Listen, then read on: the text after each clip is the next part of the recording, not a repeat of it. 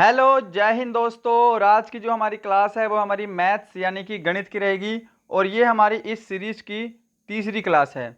और इससे पहले बहुत सारी क्लासेस हमारे चैनल पे ऑलरेडी अपलोडेड हैं। प्लेलिस्ट में जाइएगा आप, मैथ की प्लेलिस्ट स्पेशल बना रखी है मैंने। उसमें अराउंड आपको 30 से 35 क्लास की वीडियोस मिल जाएंगी, ठीक है। तो उनको भी जाकर आप देख सकते हैं। तो आज जो हम डिस्कस कर रहे हैं वो हम सभी चैप्टर्स के मिक्स प्रश्नों का टेस्ट लगाएंगे। तो ये आपका भी टेस्ट है, आपको कॉपी पेन लेकर बैठना है। तो चलिए अपना वीडियो स्टार्ट करते हैं। वीडियो शुरू करने से पहले बोलूँगा कि रोज़ सुबह हमारी 10 बजे क्लास होती है अपने इस यूट्यूब चैनल पे, तो इसको ज़रूर अटेंड करेंगे आप सभी। ओके, तो आज जो हमारे पास टोटल प्रश्नों की संख्या है वो कितनी है भाई? 12 है। इस 12 में से आपको बताना है कि आपके कितने क्वेश्चन ठीक हो रहे हैं और आप कितनी जल्दी क्वेश्चंस को कर पा रहे हैं, ठीक है। क्वेश्चन सभी को आते हैं, फिर भी आपके मैथ के आते हुए 2 से 3 क्वेश्चन छूट जाते हैं पेपर में। तो वो इसीलिए हमने ये प्रैक्टिस सीरीज स्टार्ट की है मैथ की, ताकि आपके कोई भी क्वेश्चन ना छूटे। क्योंकि आप घर पे प्रैक्टिस ज़्यादा नहीं करते, मुझे मालूम है कि कितनी प्रैक्टिस करते हो आप, इसलिए हमारी ये प्रैक्टिस क्लासेस स्टार्ट हैं। तो चलो भाई क्वेश्चन का आंसर दो। पहला क्वेश्चन आपके सामने स्क्रीन पे है कि पी क्यू से 6 गुना बड़ा है, क्यू पी से कितने प्रतिशत कम है, आपको ये बताना है। तो उम्मीद है आप सभी लोग कॉपी पेन लेकर सोल्व कर रहे होंगे। और देखिएगा, मुझे सभी स्टूडेंट को लेकर साथ में चलना होता है ना। तो इसलिए मैं बिल्कुल डिटेल से स्लोली स्लोली समझाऊंगा। तो अगर आपने क्वेश्चन को सोल्व कर लिया है तो आप इतना पेशेंस रखेंगे कि आप मेरे सॉल्यूशन को देखें, फिर बाद में आंसर मैच करें, ठीक है। क्विट मत करना। चलो देखो, यहाँ पर मैं लिख देता हूँ पी और यहाँ पर मैं लिख देता हूँ क्यू। पी क्यू से 6 गुना बड़ा है, तो यानी कि पी 6 होगा और क्यू 1 होगा, तभी तो ये 6 गुना बड़ा है भाई। नेक्स्ट बोल रहा है क्यू पी से कितने प्रतिशत कम है। अब देखो, क्यू 1 है और पी 6 है, यहाँ पर कितना कम है भाई? इन दोनों का अंतर कितना है? 5 है। तो यहाँ पे तो 5 कम है। उसने बोला है क्यू पी से, तो पी 6 है, पी हम नीचे लेंगे और प्रतिशत के लिए हम 100 से मल्टीप्लाई कर देंगे। क्या इतनी चीज़ सबको समझ में आई है? चलो अब इसको कैंसिल आउट कर दो।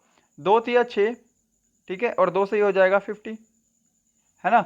अब इसको करेंगे तो यहाँ पे हो जाएगा हमारा 250/3। तो इसको आपको सोल्व करना है और आपका यहाँ से आंसर आ जाएगा 8 तिया 3 8 24, ठीक है, 3 तिया 9, अच्छा 83 सही 1/3। ये आपका राइट आंसर होगा, जो कि आपके ऑप्शन ए में गिवन है। क्या यहाँ पे सभी का आंसर सही आया है क्या? 83 सही 1/3 आपका आंसर करेक्ट होगा। बढ़ते हैं नेक्स्ट प्रश्न पे। क्वेश्चन नंबर सेकंड आपको फटाफट से मैच करना है। तीन संख्याएं 1 2 3 के अनुपात में हैं और उनका महत्तम समापवर्तक 12 है, तो संख्याएं कौन सी हैं? महत्तम समापवर्तक होता है HCF, ठीक है जी। अब देखो, तीनों संख्याएं हैं 1 2 और 3 के रेशो में। अगर आपको इनका HCF 12 दे रखा है तो आप क्या करेंगे? ये जो तीनों संख्याएं हैं ना, इन तीनों संख्याओं का भी HCF ले लो। अब इन तीनों संख्याओं का HCF क्या होगा? इन तीनों संख्याओं का HCF 1 आएगा। अब उम्मीद है आपको HCF निकालना आता होगा, बिल्कुल सिंपल संख्याएं दे रखी हैं। अब यहाँ पे इन तीनों संख्याओं का जो HCF है वो 1 है और एक्चुअल में हमको प्रश्न में दे रखा है 12, तो दोनों HCF बराबर हो गए ना। अब 1 की वैल्यू कितनी आ गई? यहाँ से 12 आ गई। आपको बोला है संख्याएं कौन कौन सी हैं हमें। अब 1 की वैल्यू 12 है तो 12 को आपको इन तीनों से गुणा कर देना है और वो आपकी संख्याएं आ जाएंगी। तो देखो, 12 को मैं 1 से गुणा करूंगा तो 12 एकम 12, 12 दूनी 24 और 12 तिया 36। तो ये जो है वो आपके सामने संख्याएं आ गई। क्या ऑप्शन ए सभी आंसर सही दे रहे हैं? ऑप्शन ए भाई इसका बिल्कुल करेक्ट आंसर होगा, ठीक है। अगर यहाँ पे इनका एलसीएम दिया होता तो हम क्या करते हैं? हम इन तीनों का एलसीएम लेके फिर इक्वल करते। ये चीज़ आप ध्यान रखा करो, यहाँ पे आप मिस्टेक कर देते हो। चलो क्वेश्चन नंबर थर्ड मैच करो फटाफट। यदि चतुर्भुज का विकर्ण समान अनुपात में विभाजित करता है तो चतुर्भुज कैसा होगा? सोल्व करने लायक क्वेश्चन है ही नहीं। अब देखो, आपको कुछ बेसिक चीज़ें पता होनी चाहिए। पहली बात तो मैं इसका आंसर बता देता हूँ, इसका आंसर जो होगा वो वर्ग होगा, ऑप्शन डी, ठीक है। अब समांतर चतुर्भुज कैसा होता है आपको क्या पता है? समांतर चतुर्भुज जो है वो कुछ इस तरह की शेप का होता है, ठीक है, जिसकी आमने सामने की भुजाएं बराबर होती हैं, दो भुजाएं बराबर होती हैं और दो भुजाएं पैरेलल होती हैं।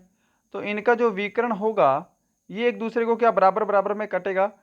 देखने से भी नहीं लग रहा कि ये बराबर बराबर में इनको काट रहा है, तो ये नहीं होगा। अब समलंब चतुर्भुज क्या सभी को पता है, समलंब चतुर्भुज में ऐसा ही होता है कि आमने सामने की भुजाएं पैरेलल होती हैं और दो भुजाएं बराबर होती हैं। अब यहाँ पे अगर मैं इसका विकर्ण बनाऊंगा तो ये भी क्या एक दूसरे को बराबर भागों में बांट रहा है? नहीं बांटेगा। ठीक है, अब यहाँ पे हम आयत को ले लेते हैं भाई। ठीक है, मैं पूरा बेसिक करा रहा हूँ, आप देखो। ये होता ही है हमारी आयत। ठीक है जी, अब आयत का ये हमने ले लिया विकर्ण भाई। अब आपको पता है कि लंबाई जो है वो चौड़ाई से ज़्यादा होती है, तो विकर्ण भी बराबर बराबर भागों में नहीं बटेंगे, है ना। अब यहाँ पे आपका आंसर वर्ग क्यों है? क्योंकि वर्ग जो है उसकी सभी भुजाएं बराबर होती हैं, तो वर्ग कि जो विकर्ण है वो भी बराबर होंगे और एक दूसरे को बराबर बराबर भागों में बांटेंगे। अगर वर्ग ना होता तो आपका आंसर समचतुर्भुज भी हो जाता। ध्यान रखेंगे, समचतुर्भुज, इसकी भी सभी भुजाएं बराबर होती हैं। राइट, चलो क्वेश्चन नंबर 4 आपको मैच करना है। यदि एक वस्तु की लागत 26 रुपये है और उसे 15% लाभ से बेचा जाता है तो उसका विक्रय मूल्य क्या होगा? बिल्कुल सिंपल प्रश्न है आज का हमारा ये। तो देखो, कुछ लोग क्या करेंगे, आप सॉल्यूशन करो, जिनको नहीं पता वो यहाँ पे देखो। कुछ लोग क्या करेंगे, इस 26 का पहले 15% निकालेंगे भाई। जो 15% आएगा, ठीक है, वो इस 26 में जोड़ देंगे, फिर आपका यहाँ पे आंसर आएगा। थोड़ा लंबा प्रोसेस हो गया ना, आप इसको डायरेक्ट करो। 15% ना निकाल के, अब यहाँ पे लाभ हुआ है तो इसको आप 115 लिख सकते हो ना, क्योंकि जो प्रॉफिट होता है वो होता है 100 प्लस प्रॉफिट। क्या ये चीज़ सबको पता है? Loss 100 minus loss. तो देखो भाई, यहाँ पे आप जो 26 आपको दे रखा है, गुणा आप 15 ना करके सीधा 115 कर दो। ठीक है, 115 लिखने से वो जो 15 आप अलग से निकाल के इसमें जोड़ोगे, वो जोड़ने की ज़रूरत नहीं है, वो ऑटोमेटिक इसमें ऐड हो गया। और प्रतिशत के लिए हम यहाँ पे 100 कर देते हैं। ठीक है भाई, तो यहाँ से हमारा जो भी सोल्व होगा वो हमारा विक्रय मूल्य होगा। ऑलरेडी 15% इसमें जुड़ के निकलेगा। अब यहाँ पे मैं आपको एक चीज़ और समझाना चाहूँगा, इसको पहले और कैंसिल करते हैं। देखो, 2 से काट देंगे इसको 13 बार में, 2 से कट गए ये 50 बार में, करेक्ट है जी। 5 से इसको कैंसिल करो 10 बार में, और यहाँ पे 5 दूनी 10 और 5 तिया 15। अब इसको आप या तो पूरा सोल्व कर लो या फिर अपना स्मार्ट वर्क लगाओ, जो मैं आपको हर मैथ की वीडियो में बताता हूँ कि आपको कई क्वेश्चन आपको पूरे सोल्व करने की ज़रूरत ही नहीं है। यूनिट डिजिट से आप आंसर निकाल सकते हो भाई साहब। यहाँ पे आप देख रहे हैं सबके यूनिट डिजिट जो है वो अलग अलग हैं, है ना। अब देखो, 3 को अगर मैं 3 से गुणा करूँगा तो मेरे को इतना कन्फर्म है कि मेरी जो लास्ट की संख्या है वो 9 आएगी। ठीक है, अब नीचे 10 है तो एक संख्या छोड़ के हमारा पॉइंट भी लगेगा। क्या इतनी चीज़ समझ पाए हो क्या? ठीक है ना। यहाँ पे देखो, 13 गुणा अगर मैं 23 करूँगा तो 3 तिया 9, यानी कि लास्ट की संख्या हमारी 9 हर कंडीशन में रहेगी। और नीचे 10 है तो एक संख्या छोड़ के पॉइंट होगा। तो ऐसा सिर्फ ऑप्शन बी में ही आपको दिखाई दे रहा होगा, 29.9 आपका करेक्ट आंसर होगा। ठीक है, तो ये क्वेश्चन की कैलकुलेशन आप देखते ही कर लिया करो। क्वेश्चन नंबर 5, एक दुकानदार किसी वस्तु के अंकित मूल्य पर 20% की छूट देता है, फिर भी उसे 20% का लाभ होता है।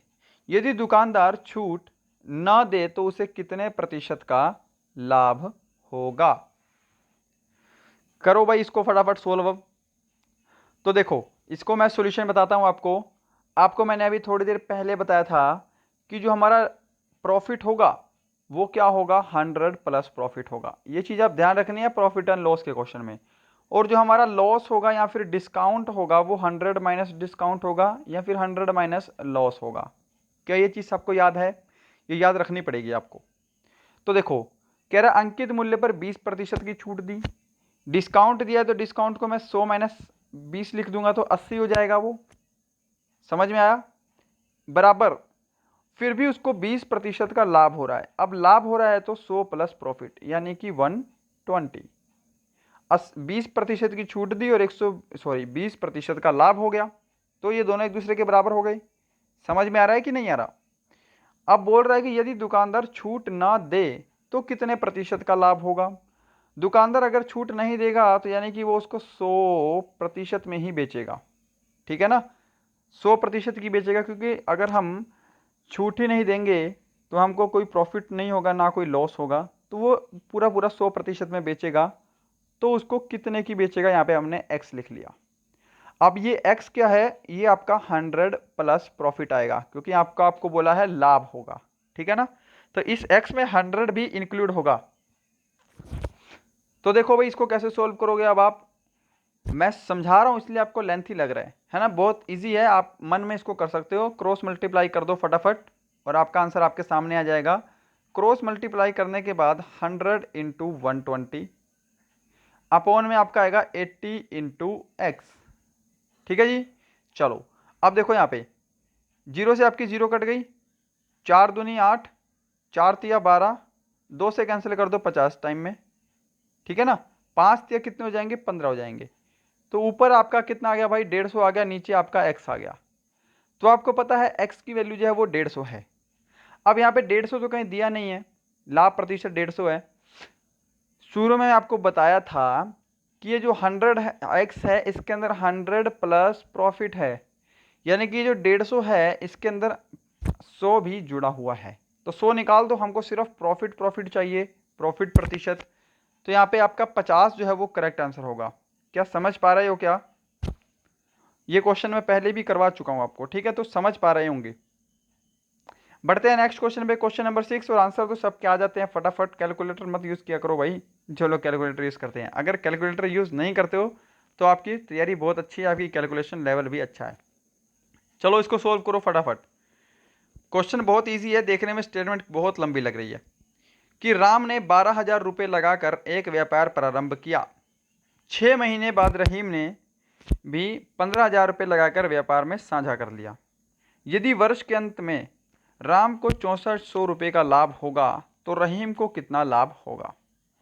अब आपको पहली चीज़ ध्यान रखनी है कि जो अपनी जैसे जो इनकी इनकम होगी, इनकी इनकम का जो रेशो होगा वही इनके लाभ का रेशो होता है, ठीक है। जैसे इसकी इनकम 12 मान लो, इसकी इनकम 15 मान लो। इसकी इनकम का रेशो होगा, देखो 3 चौके 12, 3 पंजे 15, ये 4:3 जो इनका रेशो हो गया, और यही इनके प्रॉफिट का भी रेशो होगा, लाभ का भी रेशो होगा। ये चीज आपको ध्यान रखनी है, ठीक है। तो देखो राम ने क्या किया है, 12,000 रुपये लगाकर व्यापार प्रारंभ किया। तो यहां पर मैं लिख देता हूं पहले राम, दूसरा पर्सन कौन है, हमारा रहीम है, ठीक है सर। चलो राम ने क्या किया, 12,000 रुपये लगाए और व्यापार प्रारंभ किया।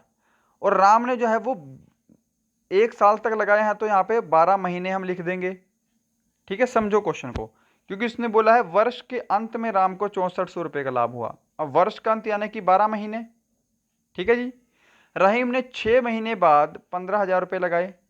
तो रहीम ने 15,000 रुपये लगाए हैं 6 महीने बाद, तो 6 महीने के लिए ही लगाए होंगे, क्योंकि 1 साल में तो 12 ही महीने होते हैं। 6 महीने बाद उसने लगाए हैं, तो 6 महीने के लिए ही लगाए होंगे। क्या ये पॉइंट सबको समझ में आ रहा है क्या? अब देखो कैंसिल कर दो इसको फटाफट, जो जो आपसे कैंसिल हो रहा है। ये 3 जीरो से आपकी 3 जीरो कैंसिल हो गई है ना। 3 चौके 12, 3 पंजे 15, ठीक है जी। 6 एकम 6, 6 दूनी 12, हमने यहीं पे कैंसिल कर दिया।